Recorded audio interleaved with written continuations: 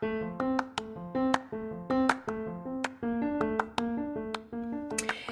everybody, and welcome to season 2 of the All About Everest podcast. And I'm your host, Pauline Reynolds Nuttall.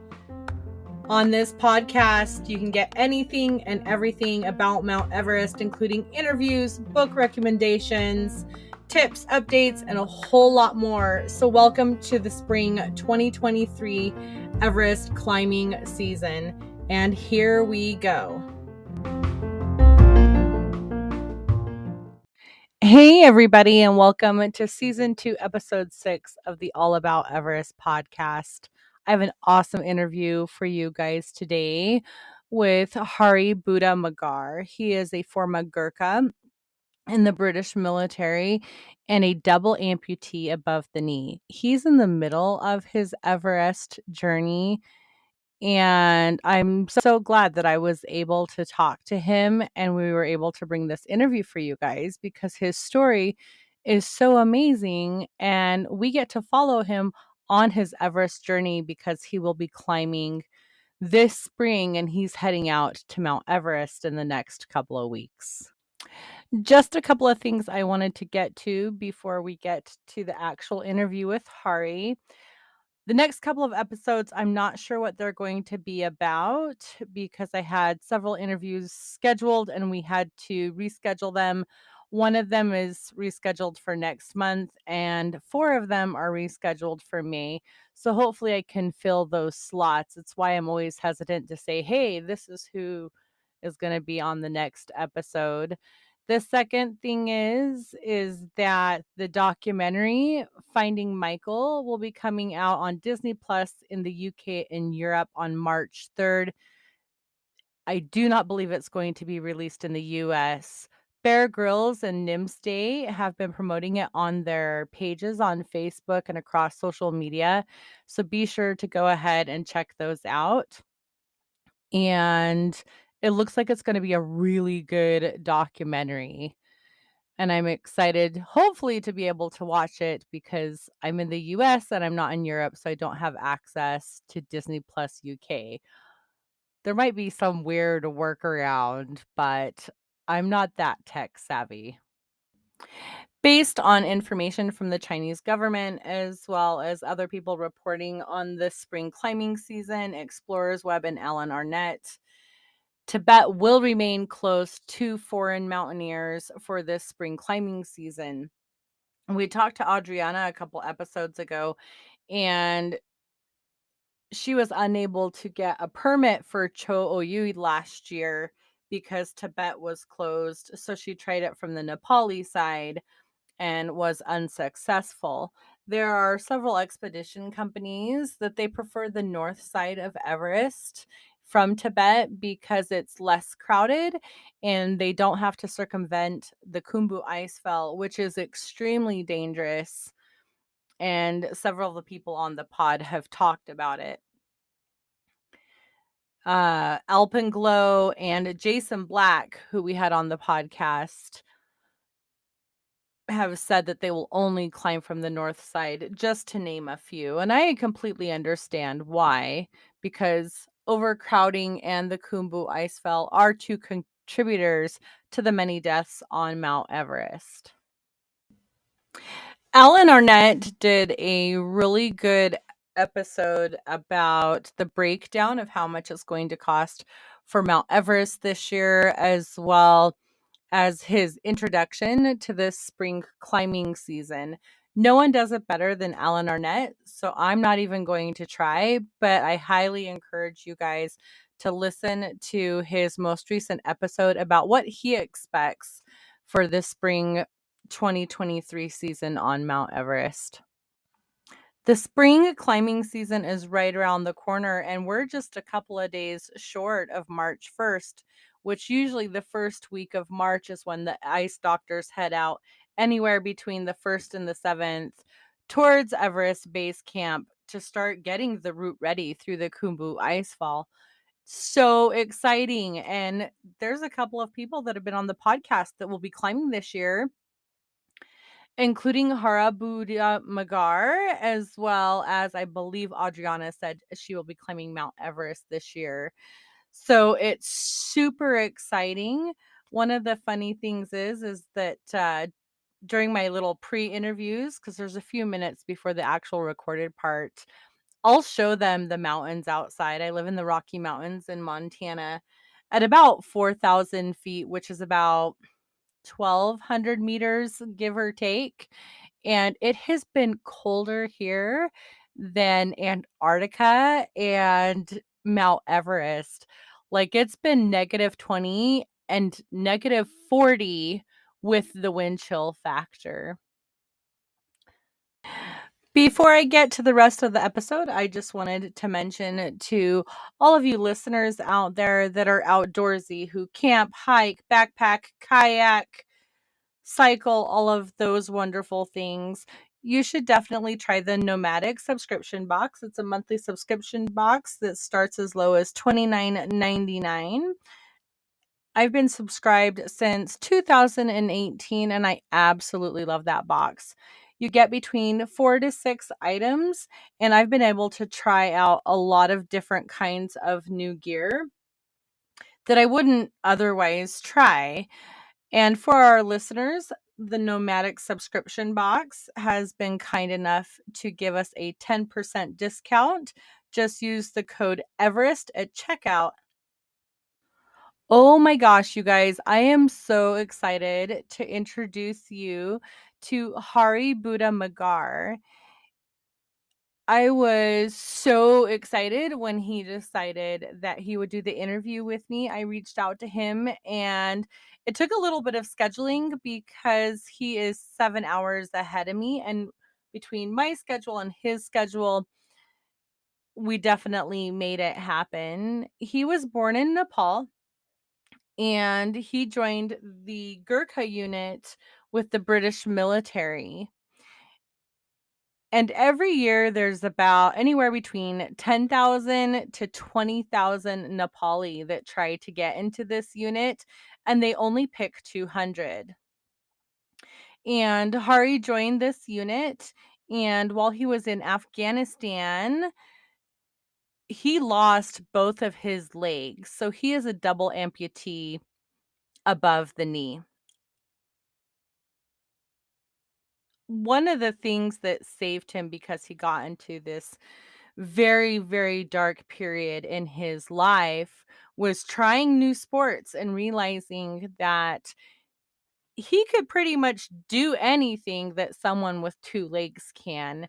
And he really got into mountaineering. Well, back in 2017, the Nepali government put a ban on solo climbing, blind climbers, and any climbers that were double amputees above the knee. And he had to basically go up against them and say, "Hey, I deserve a permit and I deserve to do this too." Last year, he trekked to Everest Base Camp, which was a huge achievement for him. And this year he will be climbing Mount Everest. As we discussed in the podcast episode, there's a bunch of different logistics that you normally wouldn't have, like with someone who has two legs, but he's definitely on the fast track. I will include all of his links in the description, and I encourage you guys to follow him because his story is so phenomenal and so inspiring. And we as listeners, we get to follow him while he achieves this amazing thing, because essentially he will be the first double amputee above the knee to summit Mount Everest. So I hope you guys enjoy the interview, and here we go. Someone just Hi, I wanted to welcome Hari Budha Magar to the podcast. He is a mountaineer. He has an amazing story. And thank you so much, Hari, for joining us. thank you so much for having me on your podcast. So Hari's in the middle of his Everest journey, and he will be climbing this year. But his background is so inspiring that I wanted to bring him onto the podcast to inspire you guys. So, Hari, welcome again, and tell us a little bit about where you're from originally. I was born in Nepal, in western part of Nepal, and I grew up to age of 19. Then I joined Gurkhas. Hopefully, some people knows about Gurkhas. If you don't know, Gurkhas are simply the soldiers from Nepal, as men from Nepal who work in the British Army, and we are working for the British Army over 208 years. And we got involved pretty much all the conflict that Great Britain has involved. And is it hard getting into the Gurkha unit? Yes, it is very hard. So in my year, we were more than 12,000 applicants, and I was able to got in 230. So this year, there were more than 20,000 applicants, and 204 were successful this year. That is crazy. So it's extremely difficult to get into that unit. Yes, it's very difficult, very competitive, and yeah. So even British Army, their basic training is 2 months, ours is 9 months. So. Wow. And did you always want to be in the Gurkha unit? Not when I was young, but I knew that some of our seniors joined the British Army, but just very, very few. You could see just one or two. And when I was going to school, some of my friends from the school who joined in. So I just followed them and joining British Army for a Nepalese boy is one of the best job you can have it. As a being a Nepalese boy, you can able to join 4 different armies. So simply you can join British Army, Singapore Police. They don't have army, so they call it police, but they're paramilitaries. And Indian Army and Nepalese Army. So we are called Gurkhas. That's crazy. And how old were you when you joined that unit? I was age of 19 years old. Was in college, and possibly I had the best chance. I never thought that I would able to join the British Army, because it's too tough and it's so hard. You just best is not option, so you need to be best after best, but also the lucky to get in. So I never thought that I could able to join, but yeah, I worked hard. I was disciplined, and I think my luck, give me a favor. So I think I got in. And how old were you when you were sent to Afghanistan?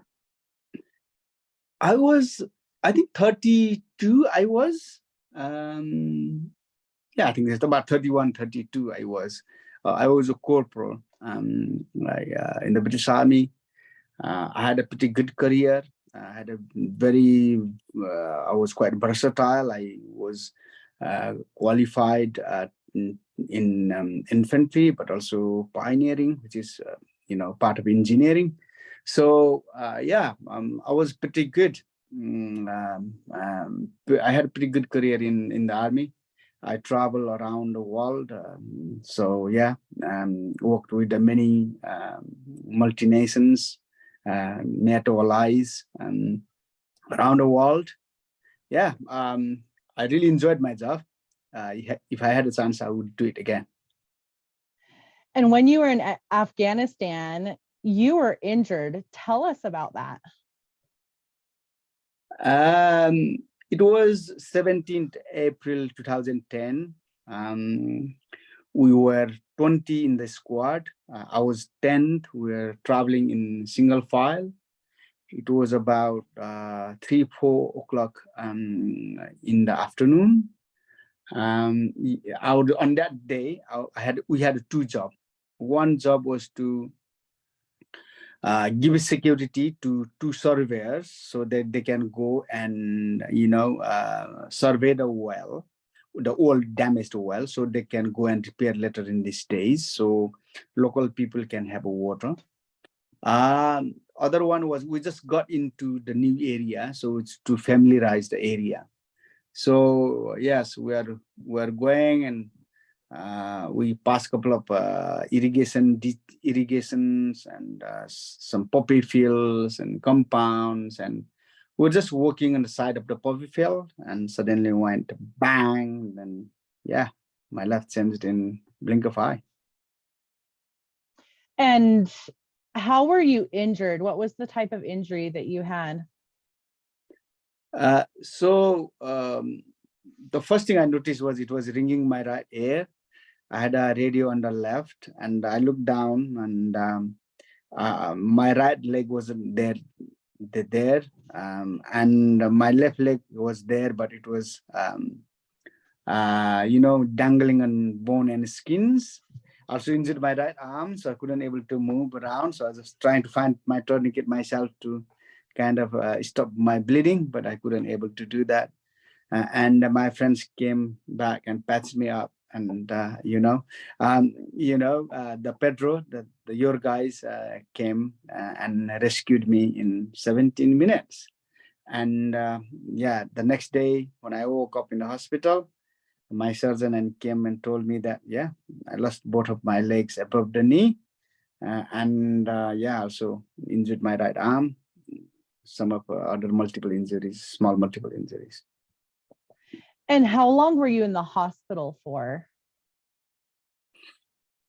So I was hospital about a month, just about 5 days. I was just going around the world, because there was when I get injured, there was volcanic ash in the Iceland, so all the plane couldn't land in the Europe. So I was I was sent with US American forces, your guys, to DC. So I was on the way. I went to Bagram, so it's American base. I stayed there 2 nights. And I had 2 operations there. The next day I was flown to Balad in Iraq, and I had 1 night there. And next day I supposed to go to DC, but they said that Birmingham airport is clear, so the C-17 went, which is, if there are civilians and they don't know, it's a big military aircraft. So went, and they brought me to Birmingham, I'm very grateful to all our American counterparts. At the time, I thought that I was just alone, and I wasn't very confident, and what was going to happen. But I think when I think now, they look after me really, really well. They rescued me, and they had a couple of operations, and they look after me really well. And it was very scary. We were, I remember in Bagram, we were 4 in critical units, and I was only the awake. The rest of them were unconscious. And whatever amount of morphine they give me, I was so painful, so agony. I just couldn't. My pain was. I thought that I was going to die there. And also there other guys were really struggling to just survive, and the doctors and nurses used to come to us and just just doing some CPR. So it was quite not that nice to see. So I thought that I was going to die there, but I survived. And you had a really hard recovery, mentally and physically. Tell us a little bit about that. The first thing is I went to Afghanistan, and, with the mindset that I'm gonna fight. I'm the Gurkha. I'm going to fight until the end of my breath. That's how I was. That's how I was trained.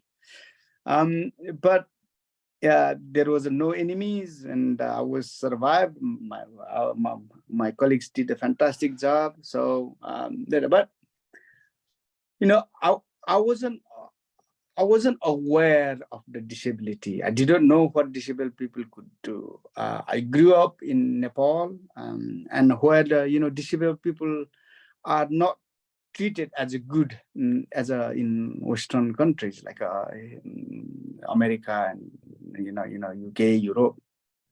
So so many people think that disabled peoples are the burden of the earth and sins of previous life, and this is what I thought myself initially. Maybe I've done something wrong, but so was very difficult for me to coming out, and also the community I live in here in UK as well. Also, they supported me a lot, slightly much better chance, but still, many of them we grew up in Nepal. So it's not just adapt physically, but also socially we have to adapt. So we have to adapt. That was hard part than me physically adapting myself. So we have to go down differently. We need to go to, let's say, gatherings differently. We have to shop differently. We have to play differently. We have to go to holiday differently. So yeah, not just me, but whole of my family has to adapt with me. So yeah, it was really, really hard. I couldn't able to play footballs anymore with my son, and yeah, lots of things was quite hard. So one point I was drinking so much, mixing my medication with alcohol. One point my hands were very shaky when I didn't drink. And I realized that if I was going to drink that way, I would maybe die soon. So if I die, it's in my story, but my family will suffer that because, we Nepalese man, we're not just, our immediate family are not just depend on us, but also many our extended families in Nepal also depend on us. So my brothers were in college. We moved to Kathmandu from where we lived.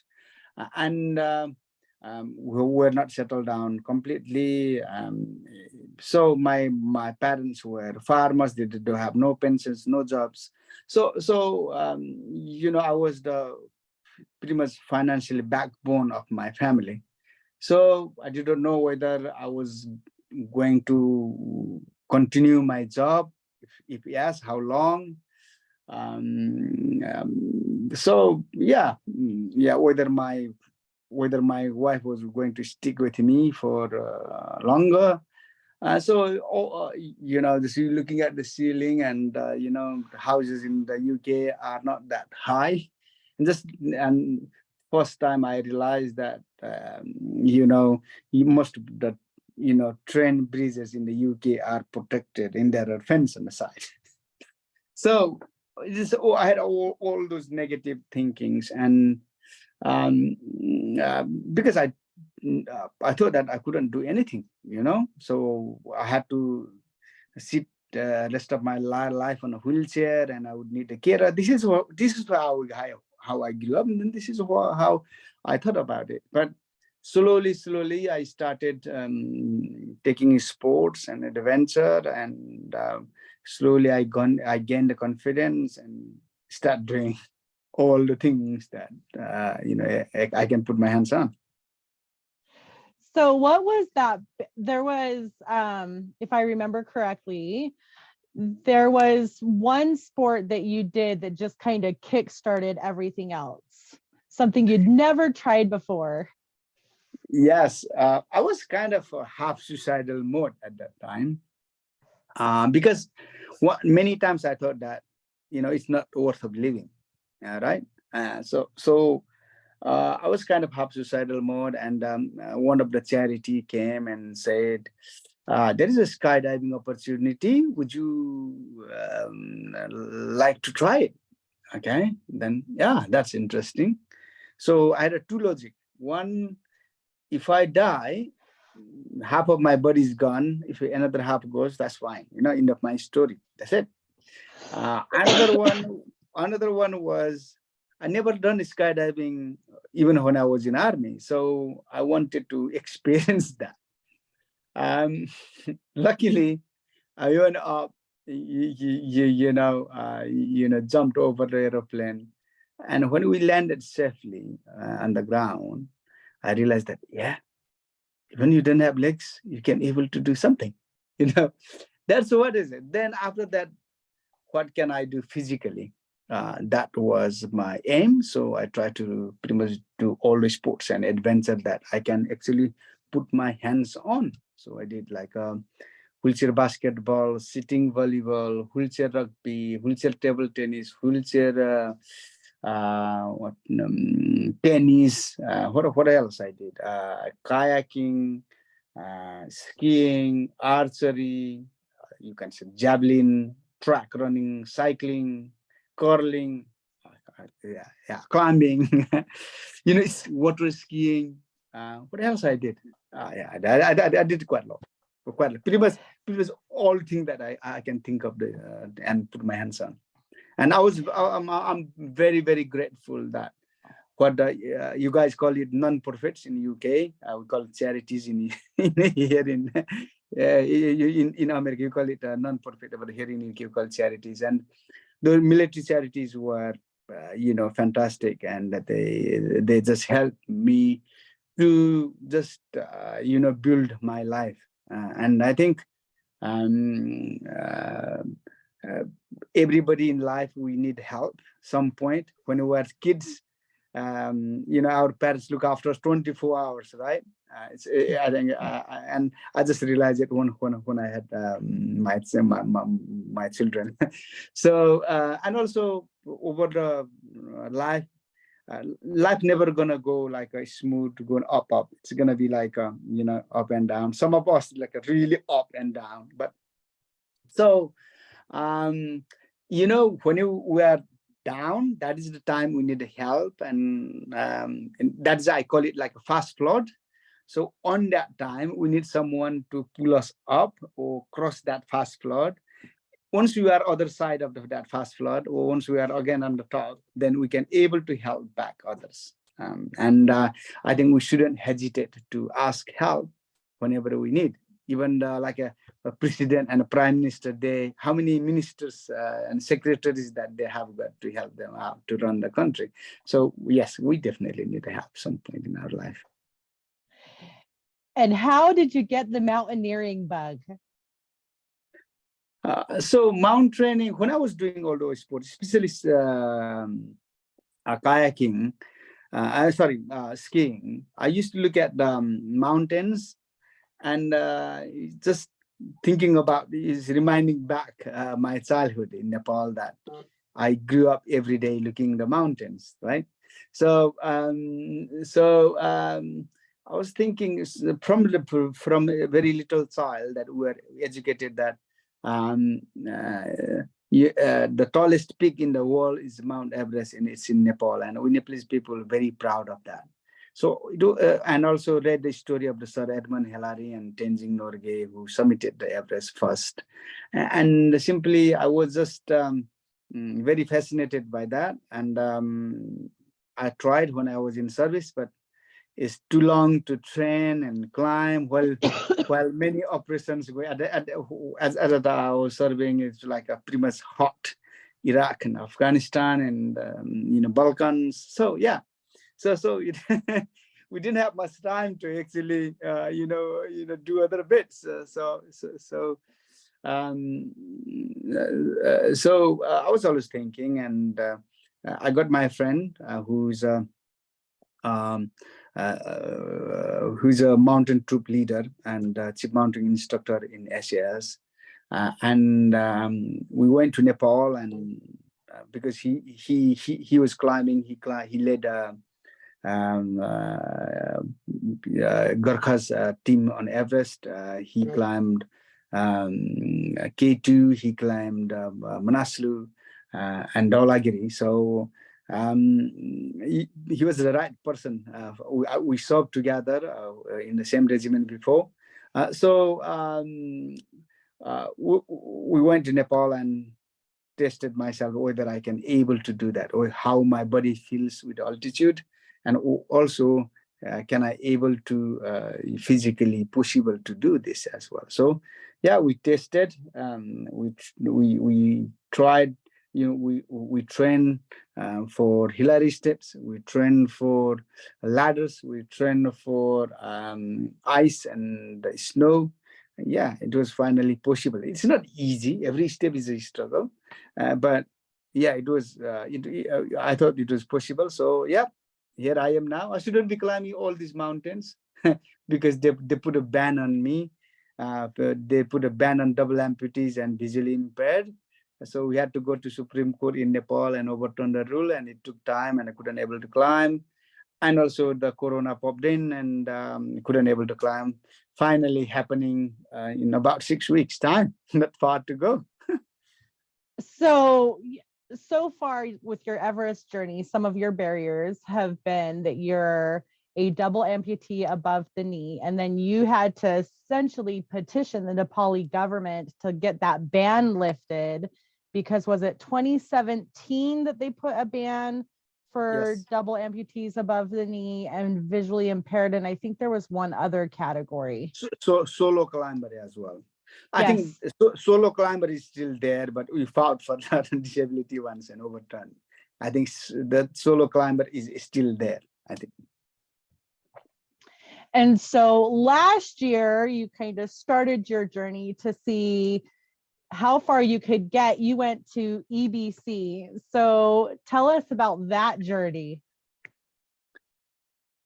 Yeah, I always fascinated walking all the way to the Everest base camp. And I didn't get the chance until last year. I was, my aim was to walk with my prosthetic legs, and it's a GNM X3s. Would now walk to Everest base camp, because nobody has done it before by double above knee amputees. So I just wanted to do that. I thought that it will take at least a double amount of the time on these legs, but actually I was able to do in 9 days. So the same amount of time as the normal people would take. So it was just amazing. It's going. We landed in Lukla and started walking. Went to stay in Fakting, and the next day Namche Bazar. We had a 2 days acclimatization. Then we went to what is it called? I think Sangboche. Then we went to Dingboche. We had another acclimatization night there, and we went to Labuche. And Gurkha, then Everest base camp. Yeah, it was really good fun. Some of places I struggled, but one step at a time. There's no rush. Take your time. But I think I was much faster than I thought. And what was that feeling getting into EBC and seeing Mount Everest? Like, how did you feel? What was going through your head? I'm coming next year. so yeah, that's when I'm coming next. So I actually climbed Mera Peak, which is other side of the Everest, and you can see the Everest there as well. So I saw Everest from my eyes before I went to EBC. So it's a big mountain, and the higher you go, it takes lots of amount of energy and time to just get a couple of meters, but we will get it done. And Edmund Hillary and Tenzing Norgay, they had 10 camps. and we're trying to put 5 or 6 camps. Hopefully we'll be able to do that. And at the moment there are 4 camps, if nobody knows about how many camps in Everest. So normal people do it with the 4 camps, but we're thinking to put 5 or 6. That means we need more oxygen. I need more Sherpas to helping me out and carrying those oxygens and things like that. But hey, we'll able to do that. And there's many Sherpas who want to come, but unfortunately, I can't able to take all in my team. I don't have enough money to do that. If I had lots of money, then yeah, I would give them a job. But simply, yeah, still I'm raising funds. So yeah, but without Sherpas, I wouldn't able to do that, definitely. Well, and they're proud of you. You're essentially one of their own, and I'm sure they're all scrambling to help you and support you because you are very inspiring. So besides the extra oxygen and the extra camps, are there any other things that you're concerned about before you reach the top? The one thing is weather. Definitely weather always plays the part. And my especially my prosthetic legs, my liners, that I wear silicone liners. So silicone liner is in cold is very cold, in warm is very warm. So luckily at the moment the guys in Indiana putting heating socket at the moment, so hopefully that will work and protect me from frostbite. But we have got also secondary means if that fails as well. So yeah, we have got a few options, but we'll do everything we can and give our best. So that's what I can do. There will be lots of things that out of my control, which is I can't. But anything that I can able to control, I can able to manage. We'll do that. And how big is your team going to be? So we are all together as a whole team, including the best camp staff. We are about 18 of us, but about eight Sherpas, and me and my climbing leader, 10 of us will be on the mountain over the base camp. And what does your family think about this whole Everest adventure?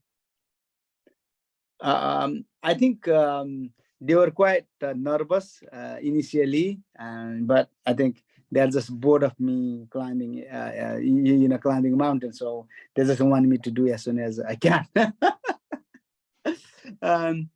Yeah, but obviously, especially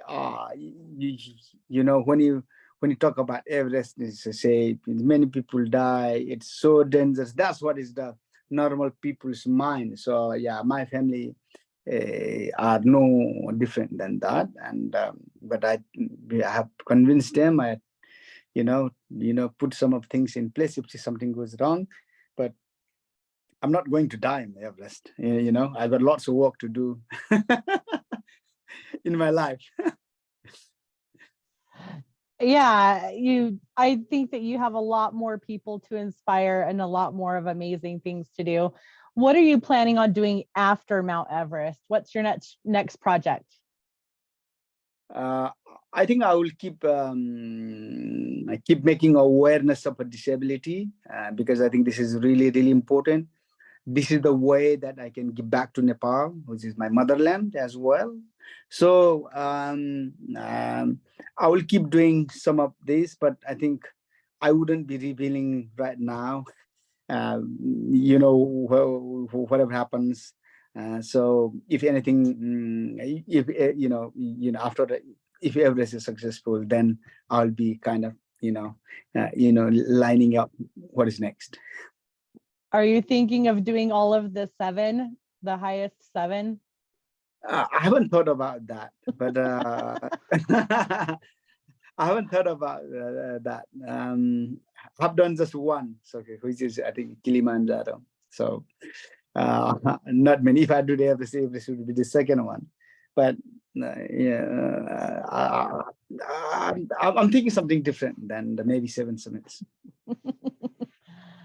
And if there's someone out there right now that's listening that has a similar story, that they're an amputee, what would you tell them right now?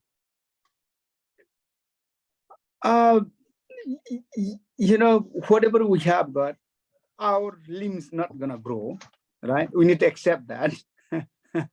But other part of our life is just kind of temporary. As long as we are positive and work hard, then I think we would able to do anything we can. Maybe some of hands is weakness. For me, is my legs are my weaknesses, right? Somebody had their mind is a weakness, right?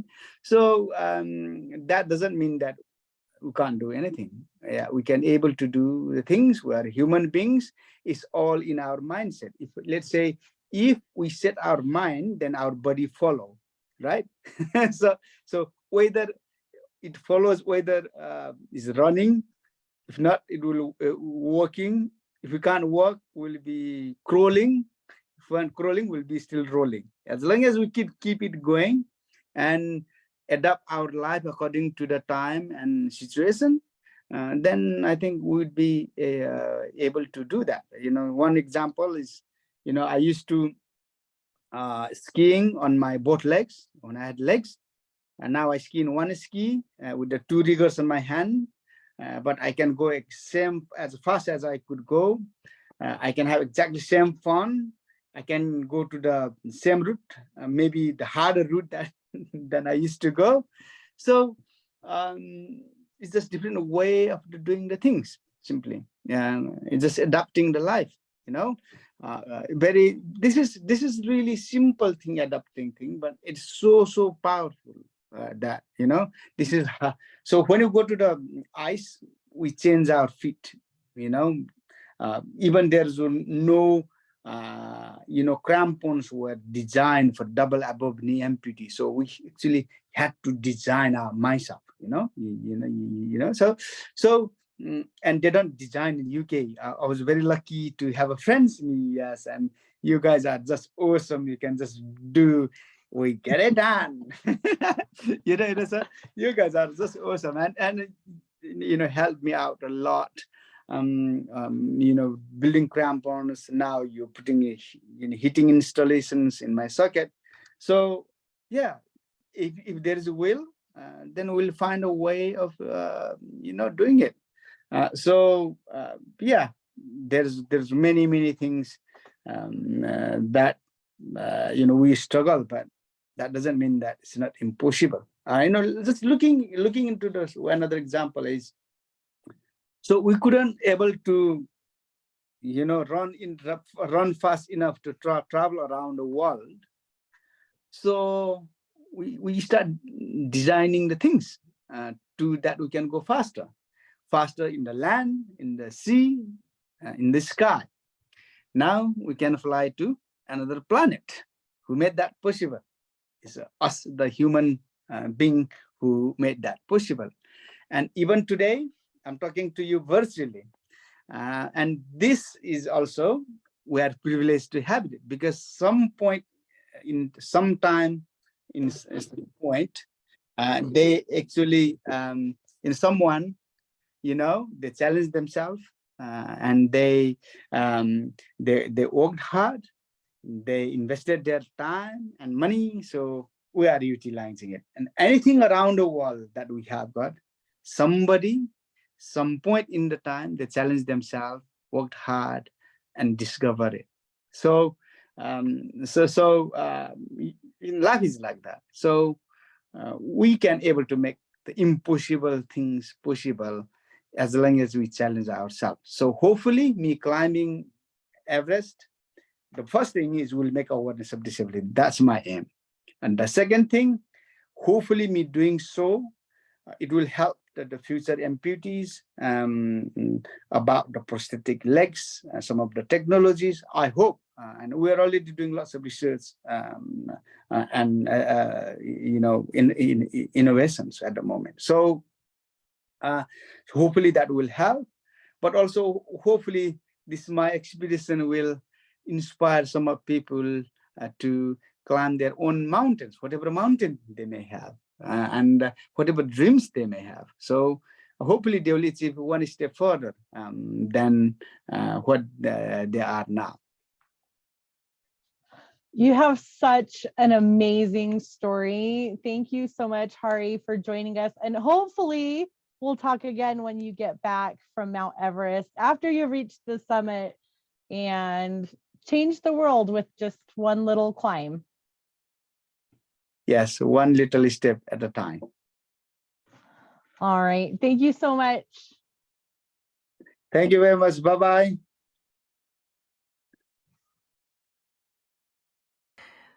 I hope you guys enjoyed this interview as much as I did. He was so inspiring and just a really sweet and kind human being. I'll put all of his links in the description of this podcast episode. A lot of his funding does come from crowdsourcing, and there are links on his website, haribudamagar.com. Be sure to follow him and his journey across social media. I'm not sure yet, again, what the next episode is going to be, but hopefully it will be something exciting, and then we'll get back to more interviews once I'm able to get all of those rescheduled. So we'll see you next week. See ya.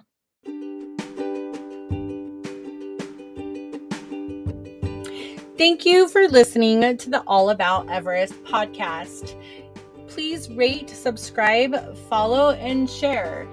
You can follow us on social media at All About Everest. And if you love what we do, you can even buy us a coffee. If you're interested in interviewing for us, please let us know, or even sharing your Everest story. Cheers.